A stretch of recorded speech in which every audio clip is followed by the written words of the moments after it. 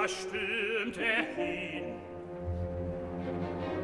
Nun sitz ich da, zur alten Not, hab ich die neue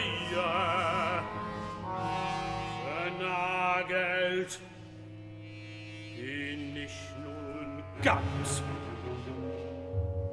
Wie helf ich mir jetzt? Wie halt ich ihn fest? Wie führ ich den Huyen zu verhaftes Nest? Wie füg ich die Stücken des stückischen Stalls?